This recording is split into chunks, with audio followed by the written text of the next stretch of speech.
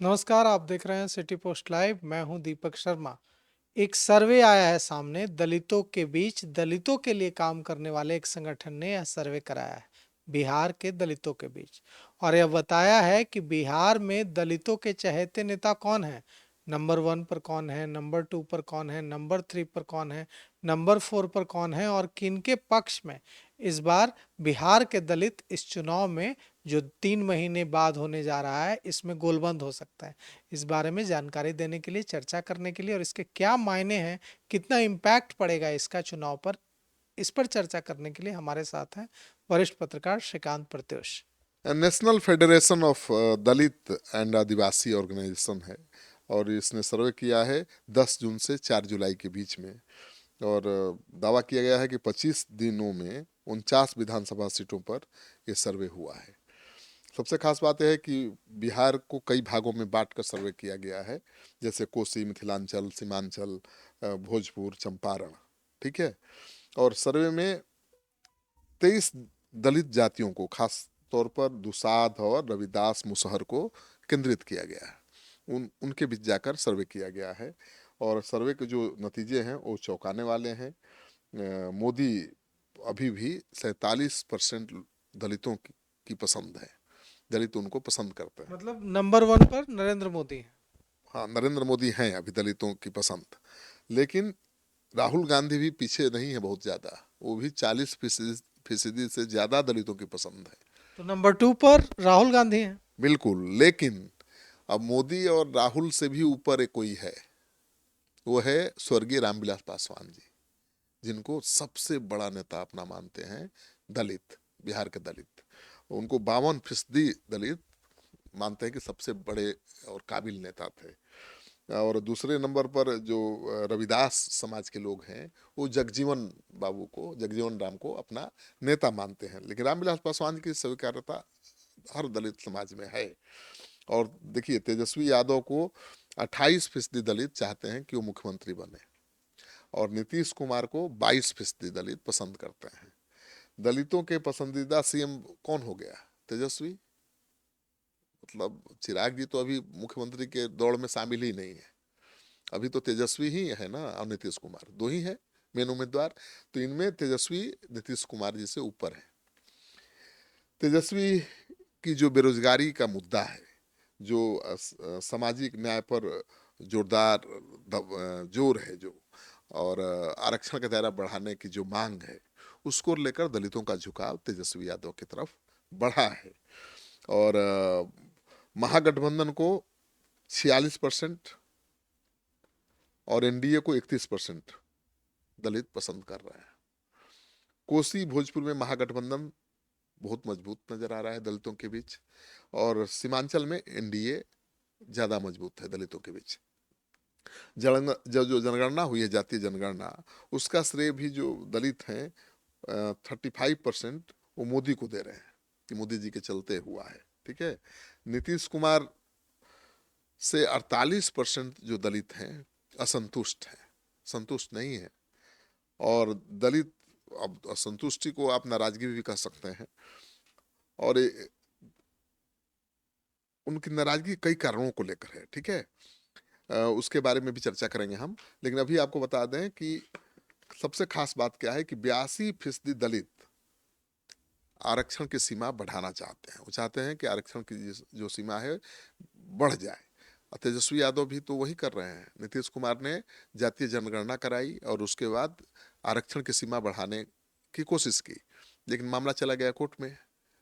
अब मांग हो रही है कि उसको संविधान की 9वीं अनुसूची में डाला जाए, लेकिन केंद्र सरकार उसके लिए तैयार नहीं है। तो सुप्रीम कोर्ट में मामला है, कोर्ट कानूनी दावपेच में फंस गया है। तो ज्यादातर दलित चाहते हैं कि आरक्षण का दायरा बढ़े।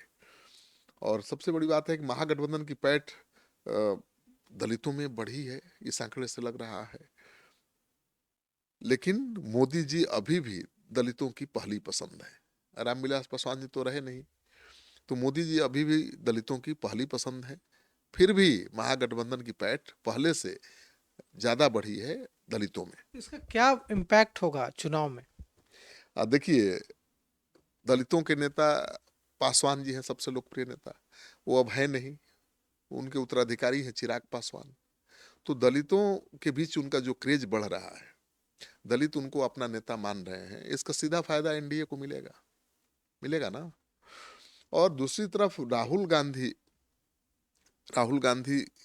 का ग्राफ बढ़ रहा है दलितों में, उसका फायदा महागठबंधन को मिलेगा। तो एक तरफ नीतीश जी का ग्राफ नीचे जा रहा है, महागठबंधन के नेता हैं तेजस्वी और राहुल गांधी, उनका ग्राफ ऊपर बढ़ रहा है। केवल मोदी हैं जो मैनेज कर रहे हैं इन चीजों को, और चिराग पासवान। अगर चिराग पासवान नहीं हो बीजेपी के साथ या एनडीए के साथ, तो महागठबंधन भारी हो जाएगा।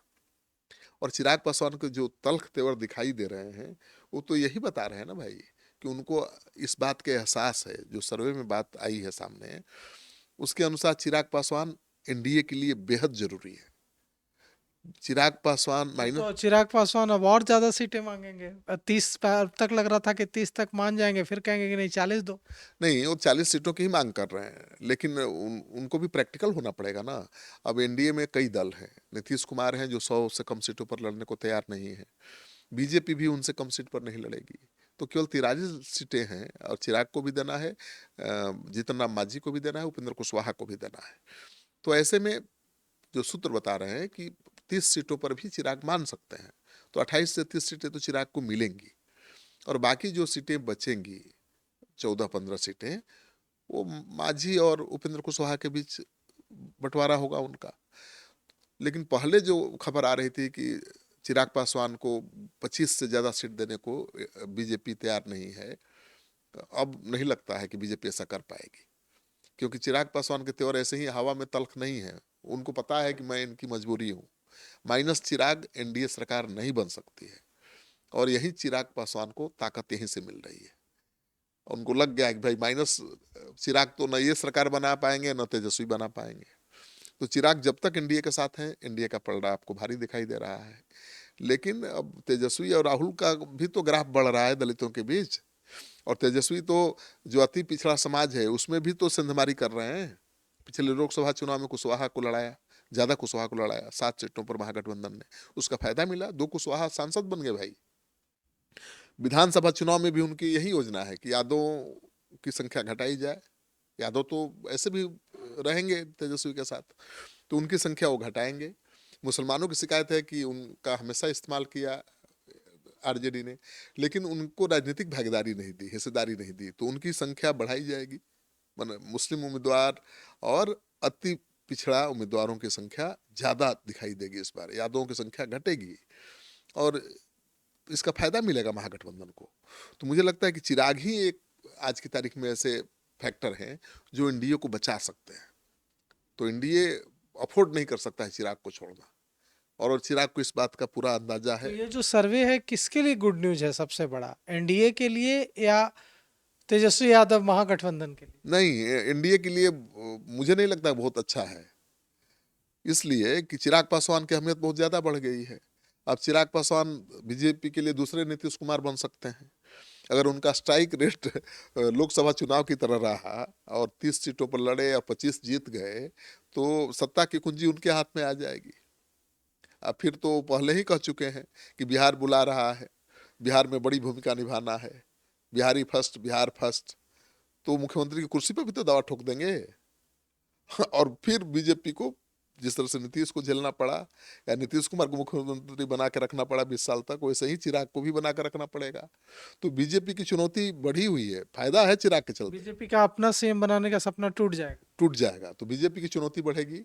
और महागठबंधन को फायदा इसलिए है कि पहले से ज्यादा दलितों में राहुल गांधी का क्रेज बढ़ा है, और राहुल गांधी मेहनत भी कर रहे हैं। आपको पता ही है कि कांग्रेस पार्टी ने कभी ओबीसी दलित की बात नहीं की। कांग्रेस पार्टी में तो हर जाति के नेता रहे हैं, बड़े बड़े भाई, जगजीवन राम से लेके सीताराम केसरी, अपना अति पिछड़ा दलित, देख लीजिए कितने बड़े बड़े नेता रहे, हर जाति के, ब्राह्मण के, राजपूत के, ठाकुरों के। लेकिन कभी कांग्रेस जाति की बात करती नहीं थी। पहली बार राहुल गांधी खुलेआम ओबीसी की बात कर रहे हैं, और दलितों की बात करें, दलितों की बात कर रहे हैं, आरक्षण का दायरा बढ़ाने की मांग कर रहे हैं, पूरे देश में जाति जनगणना की मांग कर रहे थे, जिसे मोदी सरकार ने मान भी लिया है। और राहुल गांधी कितनी बार बिहार आ चुके हैं, किसके लिए? केवल दलितों के लिए। अब जितने कार्यक्रम में आए हैं सारे कार्यक्रम दलितों से जुड़े हुए थे। जगलाल चौधरी का अब कार्यक्रम। जगलाल चौधरी का कार्यक्रम हो चाहे और भी जितने कार्यक्रम हैं, और अब उन्होंने अपनी पार्टी के तमाम अपने भरोसेमंद दलित नेताओं को बिहार में ही लगा दिया है। बिहार में प्रभारी भी बनाया है। सुशील पासी राहुल गांधी के बेहद खास हैं, और वो बिहार में तो 5 महीने से काम कर रहे हैं, एक दिन भी बैठते नहीं है। पूरे बिहार के सभी विधानसभा सीटों का दौरा कर चुके हैं, खास तौर पर उन सीटों का जहां से कांग्रेस लड़ना चाहती है। तो मतलब ये सुशील पासी जो बिहार में सह प्रभारी हैं, उनके काम का नतीजा भी इसे माना जा सकता है उनकी लोकप्रियता के बढ़ने। अब कार्यक्रम तो वही करवा रहे होंगे राहुल गांधी का। जगलाल चौधरी का कार्यक्रम हुआ था, उसके पीछे भी मास्टरमाइंड तो वही माने जाते हैं। तो वो तो भाई उनके नेता राहुल गांधी हैं, उन्हीं का कद बढ़ाने के लिए ना यहाँ काम कर रहे हैं, तो क्रेडिट तो जाएगा उनको भी। और राहुल गांधी अब ये सर्वे देखेंगे तो उनका मनोबल और हाई होगा। अब हो सकता है कि पहले तो चुनाव में 10 सभाएं करते थे, इस बार 100-200 सभाएं कर दें। अभी तो और किसी दूसरे राज्य में चुनाव है नहीं, बिहार ही में है। तो एक बड़ा सवाल है यहाँ कि नंबर 1 पर नरेंद्र मोदी हैं, नंबर 2 पे राहुल गांधी क्यों है, तेजस्वी यादव क्यों नहीं है? अब राहुल गांधी क्यों है, तेजस्वी यादव? राहुल गांधी राष्ट्रीय पार्टी के हाँ, नेता तो है। बिहार में तो न कांग्रेस के पास संगठन है उतना मजबूत जितना राष्ट्रीय जनता दल के पास है, न कांग्रेस यहाँ उस मजबूती से सरकार में रहती है। तो राहुल गांधी नंबर 2 पर होना तो चौंकाने वाला है। इसका मतलब राहुल गांधी जो आ रहे हैं और लोगों से कनेक्ट कर रहे हैं, उसका असर दिख रहा है संगठन पर। बिल्कुल, राहुल गांधी लगातार जो मेहनत कर रहे हैं, उनके पार्टी के नेता दलितों पर काम कर रहे हैं। राहुल गांधी आए तो कहाँ गए? अंबेडकर छात्रावास गए, गए ना? तमाम दरभंगा रोका गया तब भी गए, 3 किलोमीटर पैदल चल कर। पैदल चल के गए। तो राहुल गांधी जो दलित छात्रों से मिल रहे हैं, उनकी पार्टी के नेता जो दलित छात्रों को गोलबंद कर रहे हैं, उसका असर तो दिखाई दे रहा है भाई। और कांग्रेस पार्टी राष्ट्रीय पार्टी है, दलित उसको उम्मीद से देख सकते हैं। अब बीजेपी की जगह किसको देखेंगे? बीजेपी का विकल्प तेजस्वी यादव नहीं ना बन सकते हैं, बीजेपी का विकल्प तो राहुल गांधी ही बन सकते हैं ना। तो बीजेपी से घृणा भी नहीं दलितों को। आज बीजेपी सत्ता पर काबिज है तो अति पिछड़ा और दलित वोट बैंक के जरिए ही है। उसके लिए होता है सोने पर सुना, क्या होता है, सुहागा। तो जो अगड़ी जाति के लोग हैं स्वाभाविक रूप से उनके साथ हैं। तो अति पिछड़ा समाज के नेता तो मोदी खुद हैं, अमित शाह खुद हैं, और दलितों पर भी उनका फोकस है। तो अति पिछड़ा समाज, दलित समाज बीजेपी के साथ खड़ा है, इसीलिए ना मोदी तीसरी बार सत्ता में आए हैं। लेकिन राहुल गांधी का कद जिस तरह से बढ़ रहा है, ग्राफ दलितों के बीच बढ़ रहा है, वो बीजेपी के लिए खतरे की घंटी है। चिराग पासवान चुनौती बनेंगे, राहुल गांधी तो चुनाव हराएंगे, है ना? तो चिराग मजबूत होंगे तो एनडीए की मुश्किल आसान होगी, ये बात सच है। चिराग पासवान की लोकप्रियता बढ़ रही है दलितों में, तो एनडीए के लिए अच्छी खबर है। लेकिन बुरी खबर इसलिए हो सकती है कि ज्यादा बढ़िया स्ट्राइक रेट रहा तो उनका दावा बड़ा हो सकता है। वो अभी से मुख्यमंत्री कुर्सी पर नजर भिड़ाए हुए हैं। उनकी पार्टी तो ऐलान कर चुकी है भाई कि बिहार से ही विधानसभा चुनाव लड़ेंगे, और मुख्यमंत्री के रूप में उनको पार्टी गाहे बगाहे पेश भी करती रही है, भले चिराग खुलकर ना बोले, लेकिन संकेत तो दे ही रहे हैं, तल्ख तेवर तो दिखा ही रहे हैं। और कितना भी तल्ख तेवर दिखाएं चिराग, उनको एनडीए छोड़ने वाला नहीं है। तो अब देखिए ये जो सर्वे है, इस सर्वे के क्या मायने हैं, या हमने समझा वरिष्ठ पत्रकार श्रीकांत प्रत्युष से कि किस तरह से इसका चुनावी इम्पैक्ट देखने को मिलेगा 3 महीने बाद होने जा रहे चुनाव में।